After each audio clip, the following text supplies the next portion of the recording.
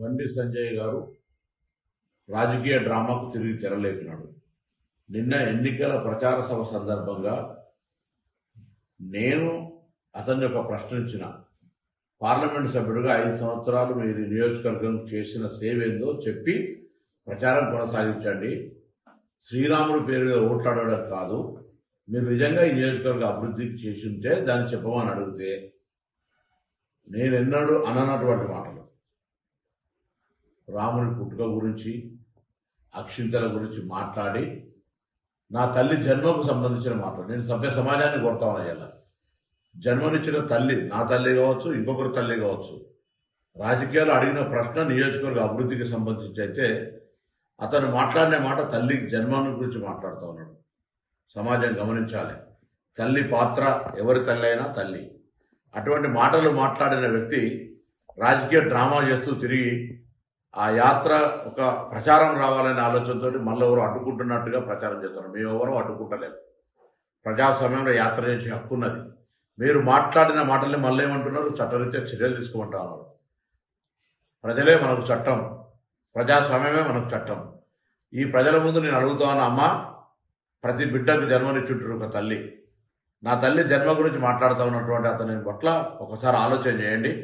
ఇది ఏమాత్రం రాజకీయాల సబబు ఈ విధంగా మాట్లాడడం. భార్యకు మంగళసూత్రం కడతాడు, అటువంటి మంగళసూత్రం అమ్మి ఎన్నికల్లో గెలిచిన అనే వ్యక్తి. అసలు రాముడు అంటే, శ్రీరాముడు అంటే ఎంత గౌరవము. ఆనాడు అయోధ్య రాముడిగా సీతమ్మ కోసం జరిగినటువంటి కష్టము, లేదా రాముడు తల్లి తండ్రి మాట విలువించినటువంటి పరిస్థితి గురించి మాట్లాడే వీళ్ళు నా తల్లి గురించి మాట్లాడి తల్లి జన్మ గురించి మాట్లాడితే ఏం రాజకీయం? భారతీయ జనతా పార్టీ రాష్ట్ర కేంద్ర నాయకత్వం ఆలోచన చేయాలి. నేను వాళ్ళని అడుగుతా ఉన్నాను, మీరు ఇటువంటి నాయకునికి, ఇటువంటి మాటలకు, ఇటువంటి డ్రామాకు మీరు సమర్థిస్తున్నా కూడా స్పష్టం చేయమని నేను బీజేపీ రాష్ట్ర అధ్యక్షుని అడుగుతా ఉన్నా. ఈ జిల్లాకు సంబంధించిన ఇద్దరు బీజేపీ నాయకులను అడుగుతా ఉన్నా, ప్రజలను అడుగుతా ఉన్నా. నేను ఏ విధంగా మాట్లాడినా నేను ఈ నియోజకవర్గ ఎంపీగా ఇవాళ కూడా బహిరంగ చర్చకు సిద్ధమని 6 నెలలుగా, ఏడాది నుంచి అడుగుతా ఉన్నా.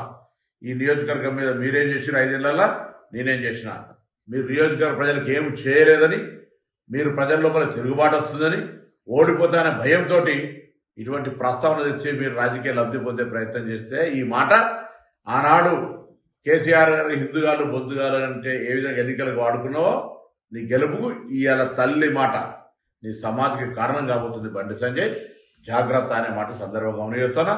మేము హింసవాదులం కాదు, మేము కాంగ్రెస్ పార్టీ వాళ్ళం. మేము యాత్రకు అడ్డుపడతలేము. దాని పేరు మీద శవం మీద పిల్లలు ఏర్పడే విధంగా యాత్రను అడ్డుకుంటున్నామని లబ్ధి పొందే ప్రయత్నం చేయకు. యాత్ర చేసుకో, ఏమైనా మాట్లాడుకో, కానీ నాలుక ఒళ్ళు అన్ని దగ్గర పెట్టుకొని మాట్లాడమని హితో చెప్తాం.